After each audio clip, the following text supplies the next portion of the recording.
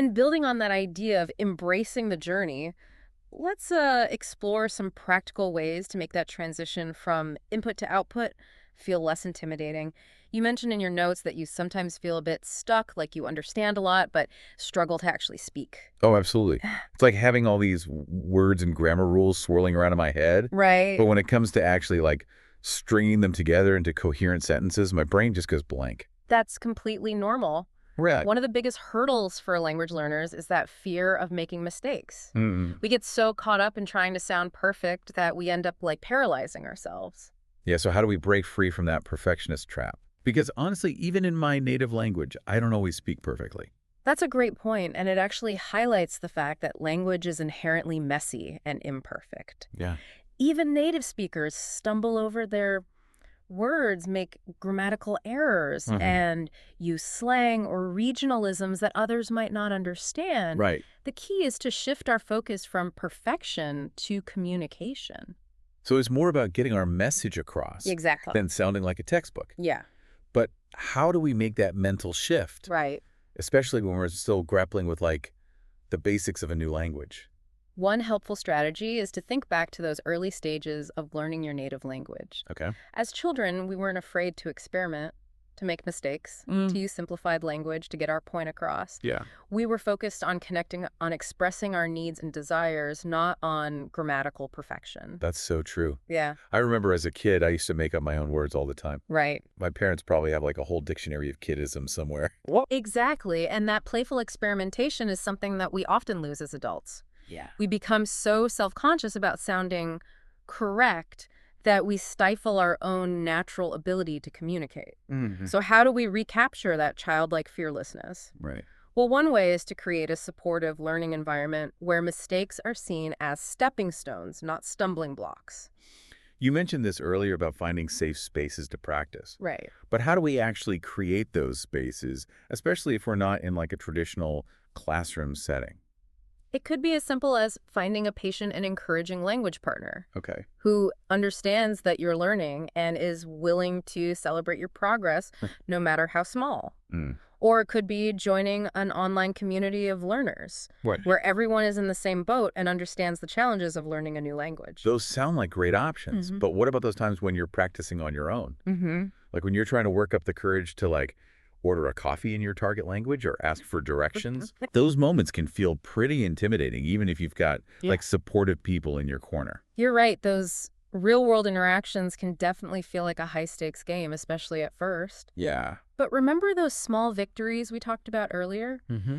Each time you successfully use the language to navigate a real-world situation, it's a win worth celebrating. So it's about building up our confidence through those small wins, Exactly. even if it's just ordering a coffee without resorting to pointing and frantic gestures. Exactly. But are there any strategies we can use to make those like solo practice sessions feel less daunting? Absolutely. One technique that's incredibly helpful is shadowing. You mentioned enjoying listening to podcasts in your target language, right? Oh yeah, I love listening to true crime podcasts in Spanish.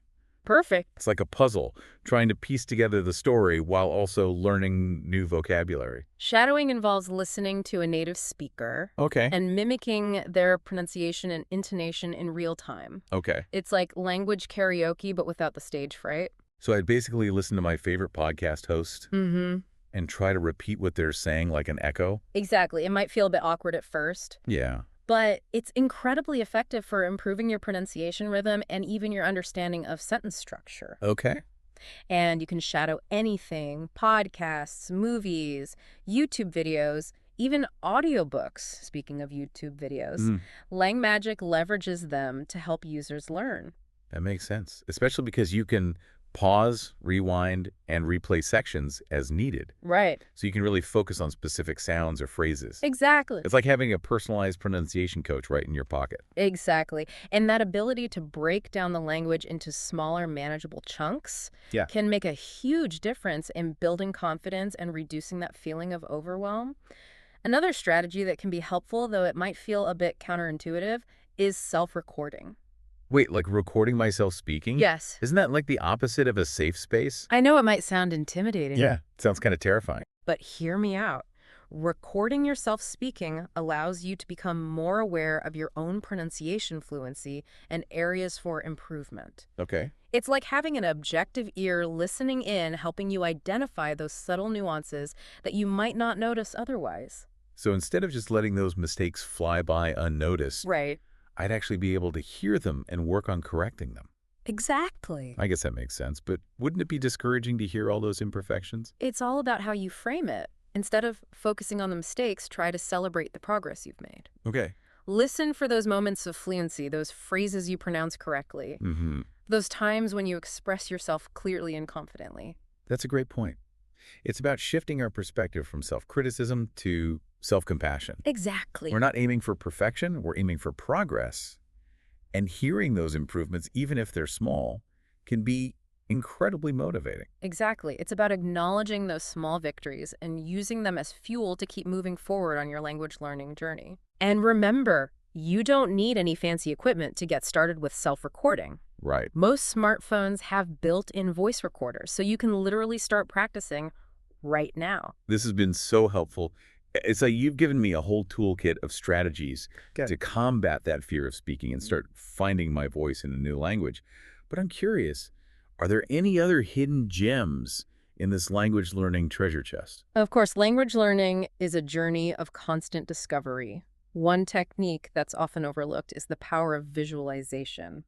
You mentioned that you're a visual learner, right? Yeah, Yeah. definitely. I remember things much better when I can see them or picture them in my mind. Perfect visualization involves creating mental images of yourself successfully using the language in different situations. Okay. Imagine yourself ordering a meal at a restaurant, asking for directions, or having a conversation with a native speaker. So it's like a mental rehearsal for real-world interactions. I Exactly. can totally see how that would help build confidence.